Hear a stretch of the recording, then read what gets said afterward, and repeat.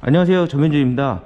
볼보 XC40과 링컨 커세어, 오늘은 이 두 차 기본적인 몇 가지만 비교를 진행해 보도록 하겠습니다. 먼저 전면부 디자인입니다.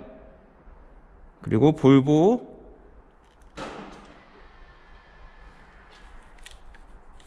이번에는 커세어. 측면에서 봤을 때고요. 커세어도 측면에서 봤을 때.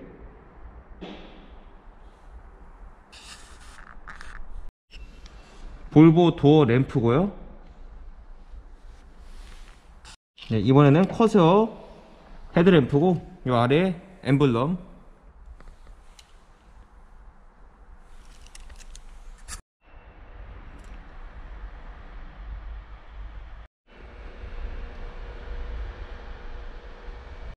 리어입니다. 우와, 멋있다.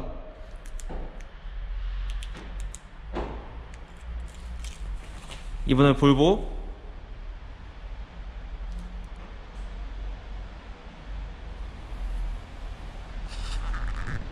이번엔 커세어. 이번엔 볼보. 조금 더 디테일하게 볼까요?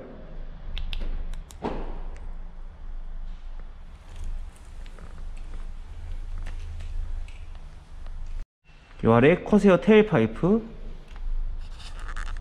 자, 이번에는 볼보의 테일파이프입니다. 지금 딱 봤을 때 차이점은 테일파이프가 링컨 같은 경우는 동그란 이제 원형 형태로 되어 있고, 이제 볼보 같은 경우는 여기 그 장식 처리를 했는데, 이 볼보의 테일파이프는 요 안에 이제 실제로 이제 조그맣게 이제 들어가 있고요. 그리고 반사등이 저 아래에 지금 이렇게 보여지는데, 다시 보여드릴게요. 반사등이 들어오는 반면, 이 볼보 같은 경우는 여기에 따로 이제 빛이 이제 들어오지는 않습니다. 트렁크 여는 버튼은 링컨은 여기 있고요.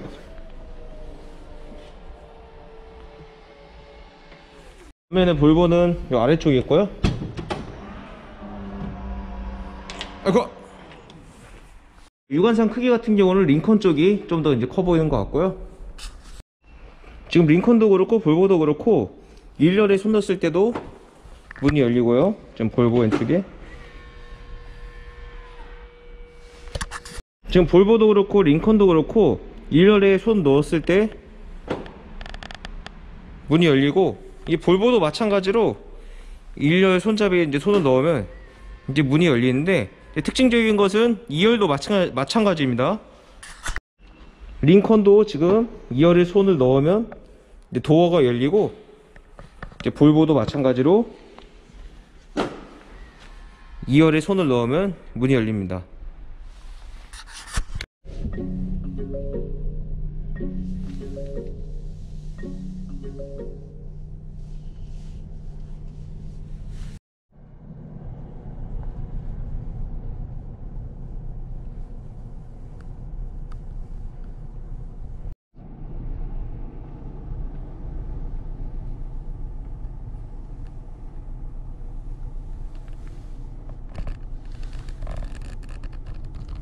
이제 볼보를 좀 보여드리겠지만, 실내 구성 자체, 아니 그 디자인 자체가 볼보랑 이 차량은 좀 많이 달라요. 이제 볼보 같은 경우는 세로형 디스플레이 화면에 좀가 이쪽 이 센터페시아 아래 이제 버튼들을 되게 간소화 시켜놨잖아요.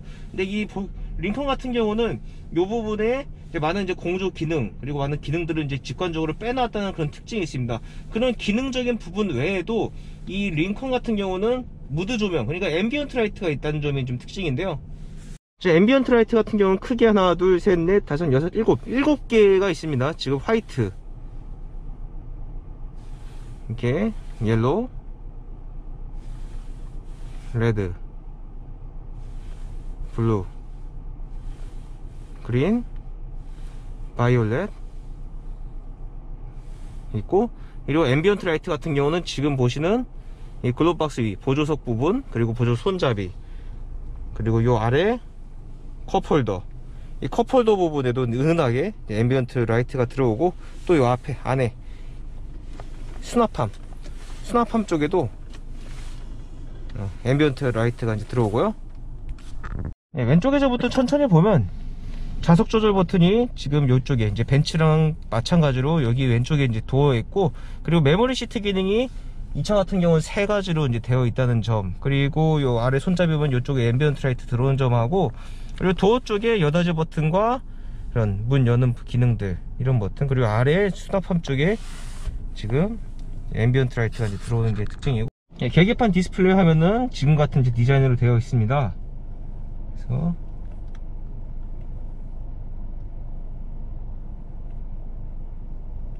이런 구성들 보시면 될 것 같고요. 그리고 디스플레이 화면,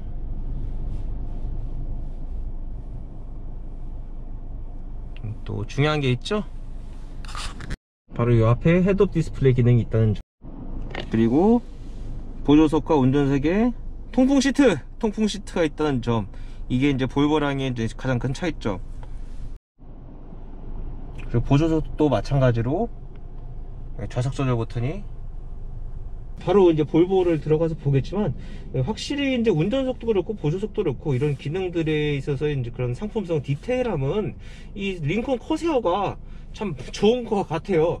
사실 이 캐딜락이랑 또 링컨이랑은 그런 부분이 좀 다른 것 같아요. 캐딜락은 그래도 고급차지만 뭔가 아메리칸 같은 느낌을 확 가져가려고 하는 이제 그런 성향이 좀 있는 차고, 이 차 같은 경우는 정말 의전 차량이라는 느낌이 이제 강할 정도로 그 디테일한 부분들을 좀 많이 좀 신경 썼습니다. 이제 그런 부분들이 이 커세어랑 이 볼보 XC40이랑 이제 그 고민하게끔 만드는 이제 요인인 것 같습니다.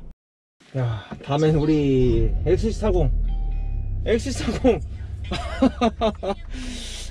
좀 확실히 이제 링컨보다는 그 심플한 그 스칸디나비안 단순한 이제 그 매력이, 이제 유럽풍의 스타일의 매력이 확실히 느껴집니다. 뭔가 약간 좀 화려한 느낌을 좋아하시는 분이라고 하면 방금 보여드린 링컨 쪽이 좀 어울리실 것 같고, 그냥 좀 유럽풍의 단조로운 느낌이 좋다, 이런 분들 같은 경우는 이 볼보 X40을 좀 좋아하실 것 같습니다. 확실히 이제 호불호가 극명히 나뉠 것 같은 이제 디자인인 건 이제 확실한 것 같습니다. 수치상으로도 그렇지만 제가 딱 봤을 때 이 넓이 자체가 이 커세어 쪽이 훨씬 넓다는 게 이제 느껴집니다. 이제 커세어 같은 경우는 디자인 자체가 가로로 쭉 에어벤트가 쭉 되어 있는 곳도 있지만 실제 수치도 이제 크기 때문에 가로로 넓다는 게 확 느껴져요. 이제 거기에 반해서 이 볼보는 이 X40은 제보다 좀 좁다라는 느낌이 좀 많이 들고요. 이 차도 지금 왼쪽부터 하나하나 볼 건데요. 여기 램프 들어오고, 이제 아까와 달리 얘 같은 경우는 지금 메모리 시트 기능이 세 가지가 아니라 두 단계로 되어 있습니다. 제가 좀 좋다고 말씀드릴 수 있는 거는 저 링컨 같은 경우는 여기 팔 손잡이가 약간 좀 아래에 있어요. 저는 이렇게 걸쳐놓게 운전하는 걸 좀 좋아하는데, 저 링컨 같은 경우는 이 팔 거치대 요 부분이 좀 아래에 있어가지고 이렇게 운전 못하고 이렇게 운전을 해야 돼요. 근데 얘 같은 경우는 이렇게도 운전할 수 있고 이렇게도 운전할 수 있고, 그런 두 가지를 다 활용할 수 있는 점이 특징. 계기판 디스플레이 같은 경우는 볼보 쪽이 조금 더 현대적인 느낌이 이제 드는 것 같습니다. 보통 요거 같은 경우는 요 가운데 부분은 이제 볼보는 지금 내비게이션이 뜨는데, 저는 내비게이션을 요 내장되는 순정 내비게이션 거의 쓰지 않기 때문에 이 계기판에서는 저는 속도계와 RPM 정도만 보고, 그리고 지금 보여드리는 것도 사실 거의 안 쓰거든요. 네, 안 쓰기 때문에 이 계기판 활용 용도는 거의 없습니다. 디자인은 좀 볼보 쪽이 좀 계기판 디자인은 좀 마음에 드는데, 이 실용성 측면에서는 그닥 좀 이렇게 디스플레이 화면은 이쪽이 좀 더 커요. 쟤는 좀 이게 가로로 크고 얘는 좀 세로로 큰데, 시인성 부분에서는 이제 볼보 쪽이 좀 더 괜찮은 것 같습니다. 좀 더 깔끔해요. 이제 계기판 디스플레이, 그러니까 디스플레이 디자인이나 이제 구성 같은 경우는 저쪽은 조금 이 차에 비해서 투박한 것 같고, 얘는 그래도 깔끔한 느낌이 이제 있는 것 같아요. 이거는 컵홀더 부분부터 기어 노브까지 이제 디자인이고요. 지금 이게 보조석. 볼보 같은 경우는 여기 헤드업 디스플레이랑 통풍 시트 기능이 이제 빠져 있습니다. 지금 여기 보시는 것처럼 열선 시트 기능과 스티어링 열선 기능, 이 두 가지만 이제 있고요. 보조석에 좌석 조절, 시트 조절 장치가 요 오른쪽 아래에 있어요. 그렇기 때문에 운전하다가 손을 뻗어 가지고 이 시트 조절하는 게 굉장히 좀 어렵고요. 볼보의 모든 라인업이 그렇지만 이 차 같은 경우는 이 스티어링 휠이 수동이에요. 사실 이제 그 자동이면 이 자동 스티어링 휠 같은 경우는 딱 차에 딱 탔을 때 내 몸에 맞게 이 스티어링 휠을 움직여주는 약간 그런 감성적인 측면도 있는데, 어쨌든 뭐 이제 볼보가 이게 수동을 계속 고집하고 있는 이유는 안정성 측면에서 이제 볼보가 좀 더 이 수동식이 낫다고 판단해서 계속 수동식을 XC40부터 XC90, S 그리고 많게는 S90이나 V90까지 전 라인업의 스티어링 휠을 이렇게 이제 수동으로 이제 하고 있습니다. 헤드레스트 부분 지금 제가 저한테 맞게 이 정도 헤드레스트는 이렇게 나오고요. 전구. 참고로 이제 저 모든 수치가 링컨이 좀 더 길어요. 대부분의 수치가 이제 링컨이 긴 가운데 전고는 이제 볼보가 링컨보다 조금 더 이제 긴 것으로 이제 확인이 되고요. 그 야간으로 나가기 전에 일단 이 주차장에서 주차할 때 그 보조 시스템 있잖아요. 그거부터 한번 제가 살펴보도록 하겠습니다. 드라이브 했고, 이 같은 공간에 빠져나갔을 때 어떻게 반응하는지 볼게요.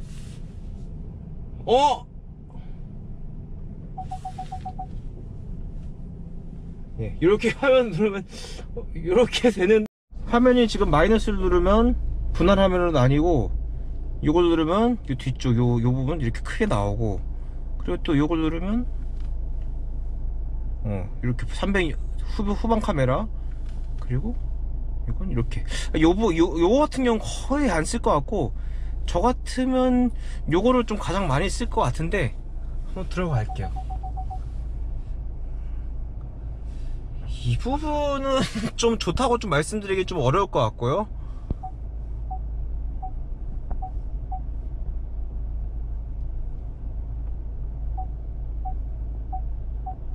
예, 지금 제가 제 차 볼보를 타고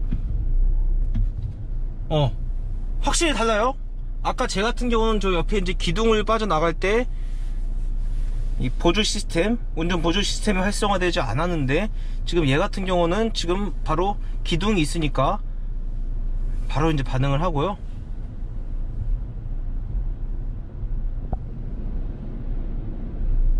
예, 또 이렇게 360도 서라운드 뷰가 이제 탑재되어 있는 점, 이건 이 볼보 XC40이 이제 한 수이라고 이제 말씀을 이제 드릴 수 있겠는데, 약간 좀 아쉬운 것은 이게 이제 왜곡 현상이 좀 있다는 거죠. 그러니까 약간 좀 굴곡져 보인다는 점.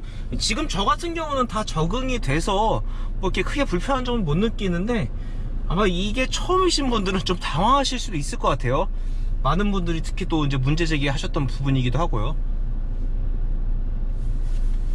그리고 이거 눌러서 이렇게 누르시면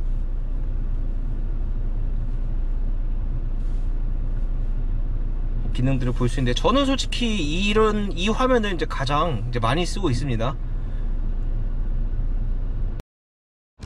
야간에 이제 커세어의 이제 모습이고요.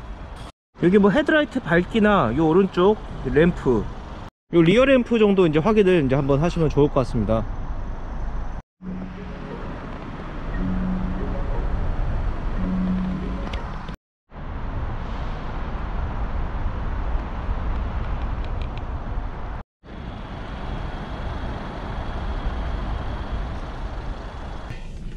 이 볼보와 이제 링컨 이제 두 차의 이제 실생활 리뷰를 지금까지 진행을 해봤는데, 확실히 이제 링컨이 정말 미국의 아주 프리미엄 브랜드다라는 것을 정말 제대로 느꼈던 시간이었던 것 같습니다. 포드 위에 링컨이잖아요. 이제 포드 이제 그 프리미엄 브랜드가 링컨인데, 역시 그 명성에 걸맞게 어떻게 보면 볼보는 이제 그 포드와 비슷한 포지션에 있다고 이제 보면 되는 것 같고요.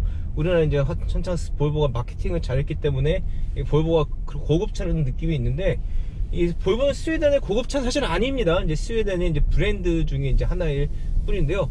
이 포드 이제 링컨 같은 경우는 그런 부분에서 확실히 난 고급차다라는 것을 이제 보여주는 몇 가지가 이제 있는 것 같습니다. 근데 그럼에도 불구하고 링컨이 이 볼보보다 좀 이렇게 아쉬운 부분 같은 경우는, 확실히 이제 제가 처음에 말씀드렸던 것처럼 그 연비 부분, 그리고 AS 부분, 이 두 가지만 어떻게 좀 극복을 이제 하면 충분히 좀 경쟁력이 있는 이제 그 모델로 판매량은 경쟁력 있는 모델입니다. 이 차는 분명히 경쟁력 있는 모델인데 그 판매량을 늘릴 수 있는 그 방안이 되지 않을까 싶습니다. 사실 차가 좀 많이 팔려야지 서비스 센터도 좀 늘릴 수 있고 한데 지금 워낙 판매량이 이제 볼보 같은 이 포드 같은 경우는 저조하기 때문에 그런 좀 한계점이 좀 있는 것 같아요. 옆에 지금 이 볼보 X40 또 R 디자인이 있는데 그 이 차랑 제가 잠깐 그 디자인을 또 한번 비교해 보도록 하겠습니다. 자, 이게 지금 세 차를 나란히 놨을 때 모습입니다. 저거는 이제 볼보 X40 T4 R 디자인이고, 이 가운데는 링컨, 그리고 오른쪽에 저건 X40 제 차 T4. 여러분들은 어떤 차를 선택하실지 궁금해지는데요. 이 장면을 이제 마지막으로 이제 링컨과 이 볼보의 비교를 이제 마치도록 하겠습니다. 네, 지금까지 시청해주셔서 감사합니다. 네, 정현준이었습니다.